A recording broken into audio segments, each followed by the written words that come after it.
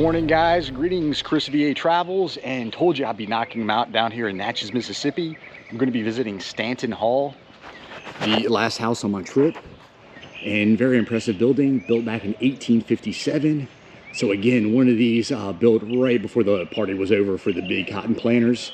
It was built for Frederick Stanton. He was a cotton broker, and yeah, pretty impressive. Again, Greek Revival, a pretty impressive pediment up there. You've got Corinthian fluted columns. Yeah, those are very impressive around the door as well. And this, yeah, probably what stands out most is the ironwork. And there's a story. The architect was named Thomas Rose. And as he was finishing the house, he asked Frederick Stanton if he could sign the house. Frederick said no. So it was kind of an act of defiance. He had these Rose designed iron rails put up.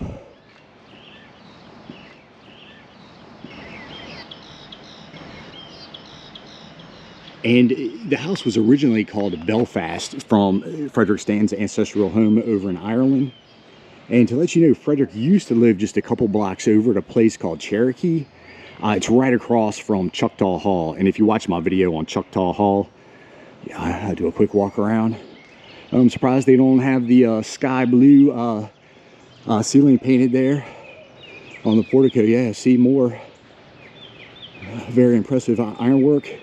And you buy your ticket in the gift shop on the backside. Ticket was $25, a little high, but hopefully it's going to be worth it. Okay, cool iron, the bracketing up there. The dental molding. I see an interior chimney, and it looks like, again, this has been stuccoed to look like stone.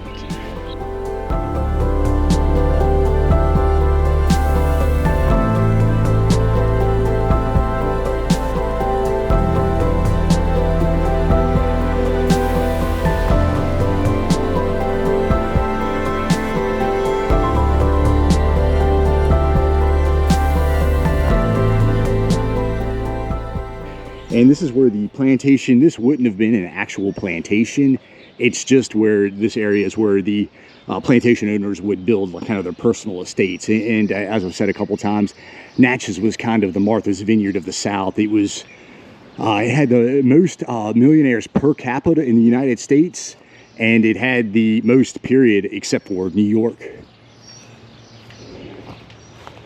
And yeah, so they would live here, and they would usually own several plantations. They're basically businesses they would own. They were run by caretakers. And you can't see it, but there's kind of a hipped roof up there. And you'll see a little cupola. Yeah, there's a cupola up there. And yeah, and unfortunately, I ran out of juice. And it's kind of a long story, but basically, I don't have my, my battery charger, so I can't fly my drone. That's a real bummer.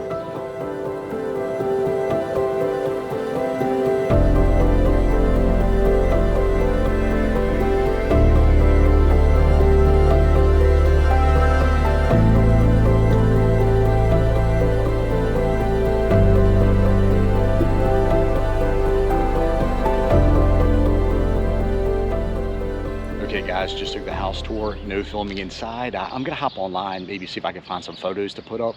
It was worth the $25. Very impressive, just like all the houses I've been to down here. And yeah, inside you had all your usual. You had your mahogany armoires, furniture with that turkey red, that bright red upholstery, curtains the same thing, silver candelabras. First floor had white marble fireplace, black marble on the second floor. And probably the most impressive were the chandeliers. Each room kind of had its own thing. One was dedicated to the Natchez Indians. One room was dedicated to soldiers in the American Revolution. So yeah, highly recommend the tour. I don't know if you can see it with this GoPro, the Basilica. Yeah, back there. And then I don't know, I just saw the Natchez water tower. That's not too exciting to see. Well, I'll also let you know that, I don't know if I mentioned this earlier, but where you check in the guest room, that was the butler station. Behind it was the warming kitchen. And right now, this bathroom was the real kitchen. It stretched a little further back. There's a swimming pool back there, and there was a tree they think fell on top of it. And this carriage house over here, which is now a restaurant and lounge. And looks like you've got some B&B rooms back there. It says the Queen's Room. Yeah, and oh, just to give you some quick some more information on Stanton, Frederick Stanton. He actually moved here to Natchez in 1815 from Ireland. He had heard about the big cotton move, so he came over here to cash in.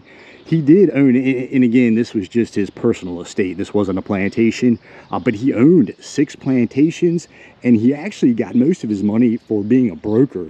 He was kind of the middleman between the plantations and the manufacturers. Some other random information. This was the main setting for North and South, the plantation home. I can't think of the name right now. North and South was in here. So Patrick Swayze, Kirstie Alley, all been here. Patrick Swayze slept in Frederick's room upstairs. So did General MacArthur from the Korean War, World War II fame. So kind of interesting, this house was also the theme of, yeah, Lady of the Guide was great. She was really, really nice. And that's not her, she was one of the other, but she's very nice as well. Yeah, so they based the Haunted Mansion in Disneyland off of this house. So yeah, and just another kind of neat random side note. All right, guys, like I say, this is the last house on my Natchez tour. It's been a great trip, and yeah, see you back in Fredericksburg. As always, you can follow me on Instagram, support me on Patreon, like and subscribe. See ya.